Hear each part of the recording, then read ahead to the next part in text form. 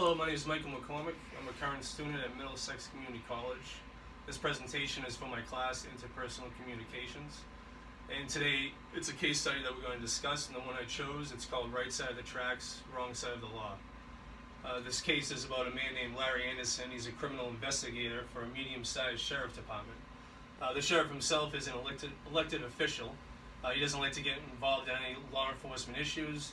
He likes political and the public attention. The man who's in charge of the daily operations at this department is Chief Deputy Owens. One day, Larry Anderson at his office receives a phone call from the local high school principal, Mr. James, asking for a meeting so Larry can come and talk about something that's been happening at the high school. In this meeting, Larry Anderson meets with the principal, and he discusses how there's some illegal activity happening. He notices there's some drug dealing, but he doesn't have any proof of who did it or who's doing it. So he hands Larry a list of students that he believes are the suspects. And as Larry's scrolling through, he notices one boy. His name is Guy Edwards Jr. And that popped him, and then he asked the principal, "Is this the Senator Edwards' son?" And the principal said, "Yes, it is. I know you're shocked about it. This kid, they all come from good homes, all these kids, and it's pretty shocking that they'll get into something such as drug dealing, and that's why I want you to investigate. Just want to make sure, that it is correct or not." So Larry, because of the political pressure, he goes to the district attorney asking for some assistance as to what to do. And the DA says, "The normal, I want you to stake out the high school where the activity's been happening, and I want you to photograph and videotape anything that you see." So 2 weeks later, one of Larry's undercover surveillance officers calls him, stating that during the stakeout, 3 boys have been arrested, and one of the boys turns out to be the senator's son. So Larry meets up with the detective that made the arrest, and the detective hands him the arrest report, and stating, yes, it is confirmed that it is the senator's son. Him and the 2 other boys have been dealing cocaine and crack throughout the high school. And he said it's been selling like candy and so forth, so he's been arrested. So that was confirmed. And then coming back, the detective said, looking into it, the juvenile hall states that this is their first offense. So Larry thinks to himself, they'll probably get on probation since it is their first offense. The next day, Chief Deputy Owens calls Larry into his office, saying that there's a problem about what happened yesterday, about these boys being arrested on dope charges. One of them is the senator's son, and Larry confirms that he is aware of that as well. And the Deputy Owens said, well, this is what the problem is. The sheriff and the senator are good friends. The sheriff wants to run for office. He wants to become state representative. He wants to move up politically. As we all know, he loves to be into politics rather than law enforcement. And they're good friends. So that's what the issue is. The senator supports the sheriff to run for state representative. And what the problem is, the DA wants the same office as well, but they come from a different political party. So the DA is going to be campaigning against the sheriff.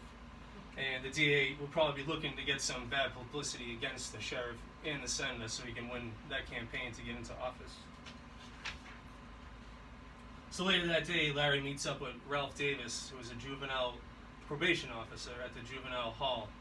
And Larry just wants to know what these kids' deals are. He hands him the arrest report, asking for his opinion. But Ralph Davis already did meet with these kids.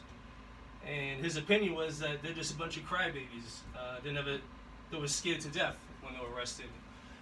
They actually were going to give up their supplier, this guy named Scooter Johnson. He's an adult, and he's been supplying them the drugs to deal. So these kids are scared to death and frightened and willing to rat out on this guy and testify against him.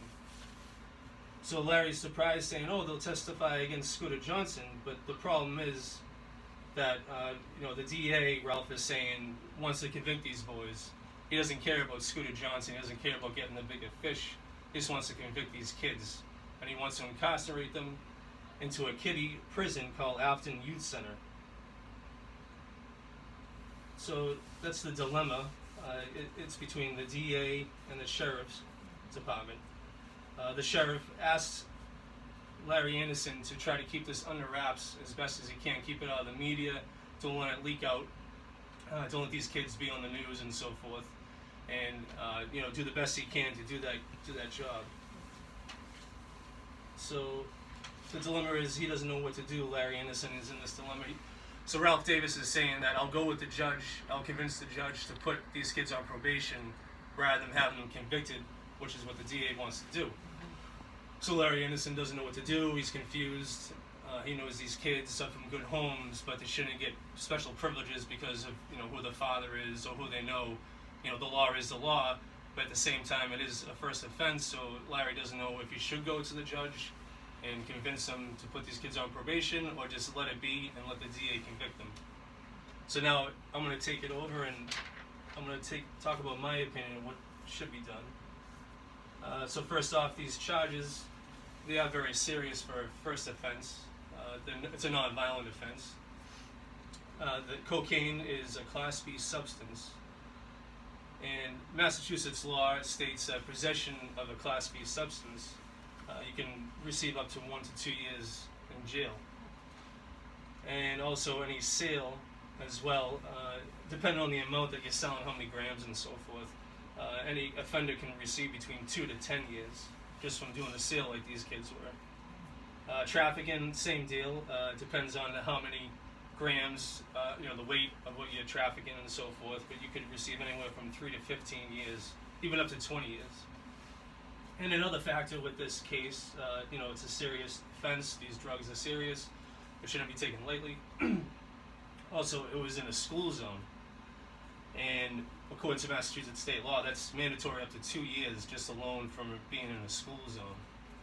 So I'll explain that. So with a school zone, if you are doing illegal activity, dealing drugs, whatever the case may be, and you're within 300 feet of the school, you could be charged with that, and it is mandatory. And it doesn't matter if there's any students or there's any active school happening at the time. It could be at night as well. As long as you're in a school zone, you're going to get that charge. And interesting fact, Deval Patrick, past governor, back in 2012, originally the feet was 1,000 feet, but he brought it down to 300 feet. And there were two reasons for that. One, there's a lot of schools in the district throughout the city and so forth. So almost wherever you go, there is a school zone. So they cut it down to 300 feet for that reason. And also because when you do get that charge, the offender can't get out of it saying, I didn't realize it was a school zone, because you're only 300 feet away, you should pretty much see the school, and that's no longer going to be an excuse. So those are pretty serious charges. So with me, what I would pick is I would go to the judge, and I would convince the judge to put these kids on probation. That would be my decision. One of the first reasons is I don't want the DA to, punish these kids, especially the senator's son, just because of who he is and who his father is. I don't think he would, pay attention to this case if it wasn't politics involved in that way. So I wouldn't think it would be fair for these kids to get the book thrown at them immediately from the first offense without even getting a second chance. According to Ralph Owens, he's stating to Larry too that he has a lot of experience in this field. He's worked this field for many years as a probation officer for the juvenile probation officer in juvenile hall, and he knows when someone's BSing him or not. So basically, when these kids are telling the story of how scared they were, and they gave up the supplier so quickly, he knows that they're not lying. They're pretty much telling the truth. They're just good kids who got caught up with the wrong guy. Scooter Johnson, that was his name again. And they were just looking for excitement and some attention. And now that they got caught, they don't want to be part of that life. And I don't know any real serious criminals who would give up their supplier so quickly as well. If you were actually in the game that deep, I don't think you'd be so quick to rat on the supplier. And also probation, will give them a second chance. So when they tell this story about how sorry they are, this will give them a chance to prove that. Probation will keep them, in their community and society. It will allow them to continue going to school, keep their friendships and their family close. So while you're on probation, you have to meet with your probation officer. You have to do a drug test. You have to pay fines, and you have to receive employment as well. And you have to show proof of employment. You have to show pay stubs or however you do get paid to your probation officer each week or whatever the setup may be. So that'll be pretty good for the kids, I think, learn their lesson And then if they get a job, it will teach them how to earn actual money the hard way instead of the easy way of just stealing drugs and getting quick cash, because that is, pretty easy and it is addictive and so forth. But if they went, on probation, they would be forced to work, and also the probation officer does visit and make sure that they are working. So they would actually randomly show up at your job just to make sure you're there, and then they would show up at your residence as well just to make sure that is your residence. So those are some pros with the probation. And some cons with the probation, just like anything else, the community might not agree with what they wanted to do as put them on probation. So the neighbors or kids that were selling to in the community, they might not agree with it, and it might make these boys a little bit harder to be around the public for a little while. That's one con. And another con is, since they're ratting on the supplier, Scooter Johnson, and the deal was, they'll be put on probation, and along with testifying against the supplier, it's a pretty dangerous game. They don't know what they're doing, I believe. So he could retaliate. That's pretty much a safety issue. I would watch out for that.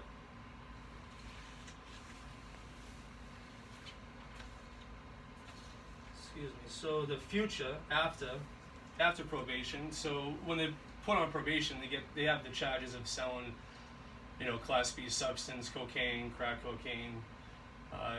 So that's charged. When they're on probation, they could be guilty, but after probation, those charges could be dropped, depending on what the judge wants to do with them. The probation will let the charges drop, so therefore doors will still be open for them. They'll still be able to continue living their life. They'll still be able to go to college, follow his father's footsteps as a senator. Being on probation, will allow that to continue on. It won't stop them from living their life. Pretty much. So yeah, as long as they complete everything on the probation, they pay all the fines, they pass all the drug tests, they're working and so forth. As long as that's all good to go, the charges could be dropped. And then also with their record, the charges won't show up on their record since they're on probation. It will show up that they were arrested, but obviously it won't show that they were convicted of a felony, Class B substance, of trafficking, selling, possession, all 9 yards. So that's a good thing too with the probation. If these boys were to be incarcerated, if it went the other way, if I or Larry decided to let it just go, let them be convicted, the law is the law. These kids need to be punished. It doesn't matter if special privileges, who the father is, and so forth. If that did happen, if they were incarcerated, I believe that they probably would go from good kids to maybe bad kids. Who knows? We all know you go into prison or into jail, you learn more criminal behavior, criminal activity. These kids, like Ralph was explaining, the probation officer, that they were just looking for a thrill, some excitement, but then that would get a little too real if they went to jail. They can be incarcerated for 1 to 2 years, depending on what the charges are. And then with the conviction, them being in there, it's going to prevent them a lot in their life. A lot of doors are going to be closed. For instance, background checks. If they were to have a background check for employment, they would have to check off that they have been convicted of a felony or a misdemeanor. And then they'll have to explain what did happen. So this could, happen years later, 10 years later when they're trying to start a career or whatever the case may be, and they have to explain something that happened to them when they're in high school. It's a little embarrassing to have to always explain it, and it's terrible that it's always written on your record as well. And with the conviction, they will probably be forced to work low-paying jobs since they can't get a good-paying job, and therefore that might not work out, because if it's a low-paying job all the time, they might just say, I'm just going to deal drugs instead to make some good money. I need to survive. I need to live. And because that's on the record, it's going to prevent them from growing. And they want to be able to follow the father's footsteps. They also, with colleges, I found out as of today, around 60% of colleges with the background check, they also look at criminal behavior as well. So if they want to go to an Ivy League school, some university, they might actually be denied because of the crime that they committed, and all because they were just looking for attention, and now it's going to haunt them the rest of their life. So that wouldn't be good. And the background check, it goes even further than that. Anything to do with, like, you want to get a house or you want to be a chaperone for your kid's trip, they check your background as well, and it most likely will be embarrassing when you can't, do certain things. People will start wondering how come he or she can't do that. Well, it's because they have a felony. So yeah, just after making that decision, so the sheriff is good friends with the senator, and he wants to run for office, political office, become state representative. So if Larry did put the kids on probation, that would keep it out of the media. It'll make the sheriff happy because, you can run for the office against the DA now without any leverage. The DA won't be able to use that dirt against him anymore. So that's a positive. So you'll keep your boss happy. The sheriff will be happy with you, and who knows, maybe you'll be able to climb up in the ranks because you did such a good job. Their relationship, the senator and the sheriff, will still remain good friends. If the kids were convicted, that would probably change a few things. They probably won't be as good friends, and the senator probably wouldn't even support the sheriff any longer as well to run for office. And with the DA, relations with the DA, since I'm going to go behind what the district attorney wants to do, convicting these kids, the relation will probably be a little bit shaky after. Next time Larry wants to investigate a case, asking the DA for assistance, he might not get that. He might not get any favors towards his way either, because it's all politics. And the DA, depending on who the DA is, he could not care, but most likely he probably will care, because now he's not going to get into office because of what Larry did. So so just to close, these kids, it was a first nonviolent offense, and I just don't think that politics should get involved just because of who his father is. And these kids shouldn't get the full punishment on the first time around. I just think that's injustice. I just don't think that's fair. Because politics, I just don't agree with it. So with civil servants such as police officers, sheriffs, and so forth, politics does influence them a lot about the decisions they're going to make. I've had some friends in the past who had relatives who were cops or worked for the mayor's office, so to speak, and whenever they got encountered with cops, they'll be let go because of who the father was and the mother was. And after a while, that didn't work out for them either, because they ended up getting in trouble anyway because they always got away with it. So, anybody have any questions at all? Oh, Melissa, you have a question? Yes. Do you feel that morals and justice was put on the back burner for political propaganda in this case? Like a catch-22. So, like I said earlier, I think the DA wouldn't get involved with this case as much as he was if the son of the senator wasn't involved at all. I don't think he would have even cared as much, but since it was, to him, he can gain some political power because of it. And, that does influence everything about the case. But with the morals and judgments, it is kind of tough position that Larry was in. He'll go against the DA. He wants to make his sheriff happy, but at the same time, these kids did break the law. It is a serious offense. It's happening in school. He doesn't want these kids to continue this behavior. He's not sure if they're good or bad. So it definitely does influence the case. I think it would have been injustice if they did get incarcerated because, the DA wants to get into office and he wants to fight against the sheriff. I just think that wouldn't be right. That would be more injustice to me. I think the right thing to do here for the justice of it all, I think probation was the answer. These kids will have a second chance. There'll be no record of them being, in trouble. They'll continue their life, go to college, start a career. We all make mistakes. We all deserve a second chance. These kids were not habitual offenders. There is the 3-strike law where you commit a crime 3 times, you will do the time.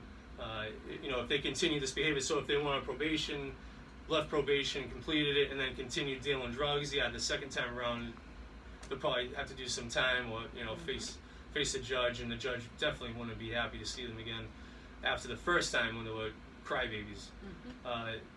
To close, I think the best decision is probation for these kids so we don't ruin their future. And that's about it. Thanks a lot, class.